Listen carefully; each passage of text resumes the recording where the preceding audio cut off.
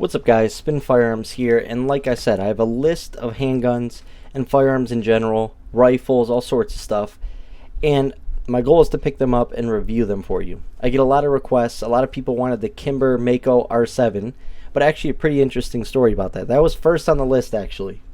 And what's interesting about it is I went into my local gun store today with the plans of getting the Mako, right?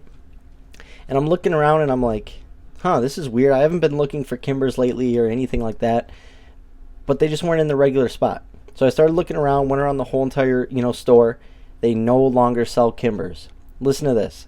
Shout out to the guy who always helps me at the local range, local store. He's always great to deal with, and I always ask questions. I'm always curious about stuff. He said in 1 year, they sold 55 Kimbers. He also said that, their distributor requires $150,000 purchases of them. Therefore, they pennied them off, got rid of them, and it is what it is. So they no longer sell Kimbers simply because nobody's buying Kimbers. Now, are Kimbers bad firearms? Some work, some don't, but overall, a lot of people have issues with them. I have no experience with them, so I can't speak on it. It's just from what I hear. But before we get started, hit the like button, drop a comment down below, and subscribe. This was one of the handguns that was really, trust me, it was all over my comments all the time, especially in my Micro 9 video and so on. They wanted me to try this out. This was on number 3 or number 4 on the list, but the Ruger Max 9. And today we're just going to be unboxing it because I literally just got home. Let's get into it. Of course, you have your paperwork. And something I do need to work on because I have pretty bad ADD and ADHD, as you can see with my hands and stuff. I need to focus on holding the firearm in one place. So we're just going to start the, video off like that. Firearm is clear. Check out these double mags, which we'll get into the mags. Just let me clear it and show you guys the firearm. It is safety checked and cleared. Now, let's go ahead and just take a look at it.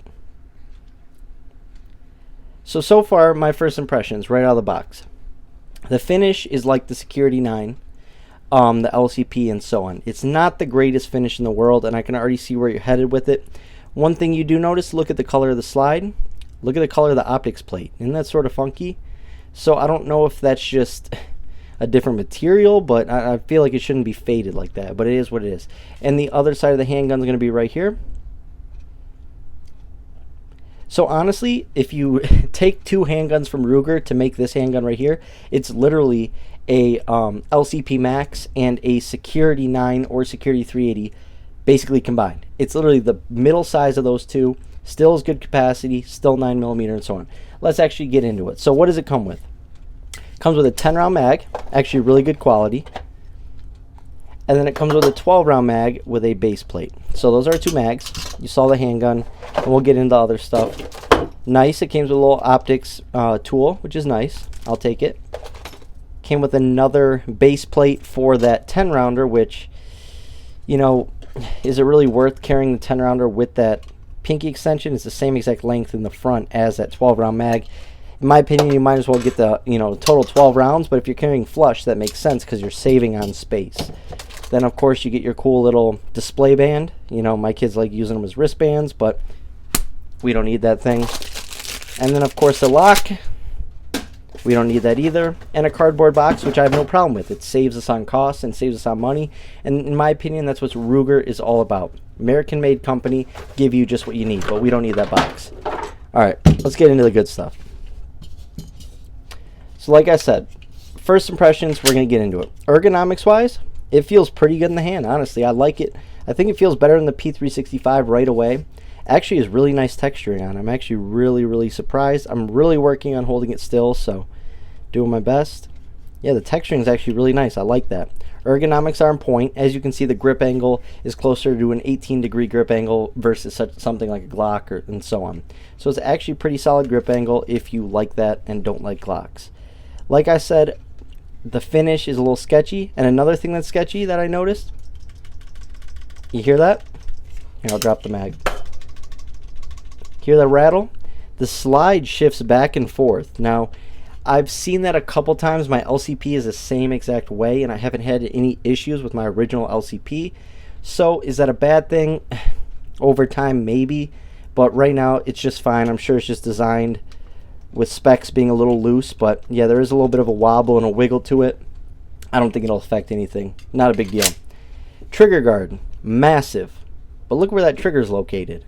In my opinion, for where I lived, when you use a gloved finger in the winter time when it gets cold, you know, that's borderline just enough to get a finger in there. Maybe just enough, especially if you got short, fat fingers like I do.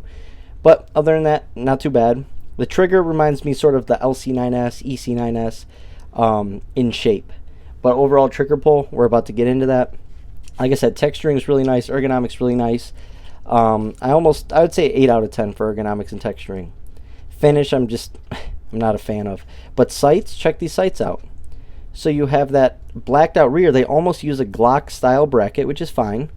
And then up here they have a tritium high vis fiber optic sight. It does glow in the dark. Let's see if we can do that real quick. As you can see, that's a really nice front sight. I really like that with the blacked out rear. Really easy to line up. What I noticed is that the rear post is very thin, so it's very easy to line up. Very small amounts of gap on each side, so that makes it pretty easy to line up in my opinion. I like sights that are a little bit, you know, more like this versus a larger gap and having to hit dead center. So I actually really like the sights. They're absolutely solid right out of the box. Cannot complain at all. And they look like, not sure what brand they are or if they are made in-house from Ruger, but solid sights. Let's get into that trigger pull real quick. Of course, it is unloaded. And racking it, and honestly glides pretty well. I actually like it. You can feel it's got a nice, tight, strong guide rod. Yeah, it racks really easily. So if anyone's looking for something easier on the hands, I would say this is one of those models. It's a little bit of a tight of a spring, but it does glide really nice, and there is no rubbing or anything like that. Let's do that trigger pull. Not the best trigger in the world because you will see it gets spongy. You see that? You hit that wall, then you have a little bit of sponge, then it breaks. Not terrible though. Reset is a little bit longer, so it reminds me of the LCP Max trigger. This is literally the LCP Max trigger. I mean, look at that reset. It's not terrible. My FN503 is a much longer reset. My LCP is a much longer reset, and so on. And I think this costed me $3.99. So for $3.99, what can you get? You're almost at a Canik Meta MC9. You're almost at an IWI Masada Slim. You can buy a GeForce Rapture GF9 for cheaper than that. You can buy a CZ-P10M, a CZ-P10S for cheaper. So why this handgun over those? Not 100% sure yet. I have not shot with it. But like I said, the feel on the hand is really, really nice. Now, that rattle is bothering me a little bit, and I can't get away from it. But when I did get home, I realized I got the one with the manual safety. It is what it is. It is like Ruger. It's a very stiff safety up. Very easy to release down. So not a terrible thing. A lot of times if you buy something with a manual safety because no one else likes them, you get it for a little bit cheaper. When you have a stiff one, you can still not use it. And basically it's just a feature if you want it, or if someone who wants to buy it from you later in life wants a safety on theirs. So my only thing, I will comment on it. So I have a Ruger SR9C, right? And that was basically what the Security 9 is now. It's like your mid-size, everyday carry handgun. Still small, easy to conceal, but a little bit thicker, right? I feel like that's when Ruger stopped making the really high-end striker-fired pistols. I had the Ruger Security 9, and I had a lot of issues. My LCP Max has been flawless. This, I feel like, is the same quality as my Security 9 was. But I'm sure this one will run reliably. I don't see it having any issues or anything like that. But what I did notice with my Security 9 is it wore really easily. Not just the finish on the slide, but the finish on the barrel. There's some handguns that are designed a little bit better for less wear and stuff like that, but Ruger tends to wear down. But as long as it's reliable, I'm happy with it. But the SR9C is one of the best made handguns from Ruger. And I sort of wish they still made them built to last and be tanks and so on like this. So far though, like I said, ergonomics 8 out of 10. Sights, 10 out of 10 right out of the box. Capacity, it's going to be a 10 out of 10. It's just like any other Micro 9. You're getting 10 plus 1 minimum. So that's absolutely solid. Trigger, for self-defense, I'd say it's a good self-defense trigger. It's crisp. It's clean. There just is a little bit sponginess. So I would say maybe 7 out of 10 for everyday carry. But for $400, is this package worth it? I would say yes. Now, I haven't shot it, like I said.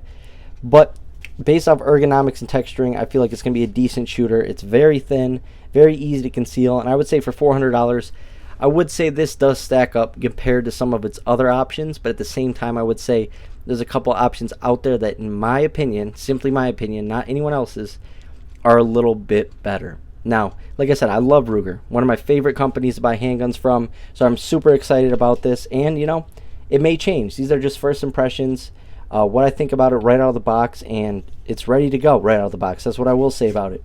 All you got to do now, go get a new holster for it, and put some rounds through it, test it, make sure it's ready to go, and it should be good to go right out of the box. You don't need to change sights. You don't have to put an optic on it if you don't want. So for $400, it's going to leave you a little bit of extra room for a holster, some ammunition, and so on, which is nice. So I like the price point of $400.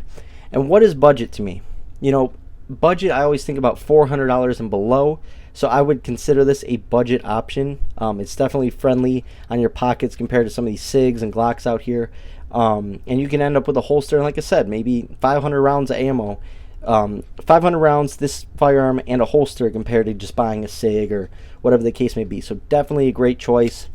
Really looking forward to getting a holster for this thing, but we're going to take it out, shoot it at an outdoor range this week. Can't wait to shoot it. Hope you guys enjoyed the video. Stay tuned for a full review. Thanks for watching, guys.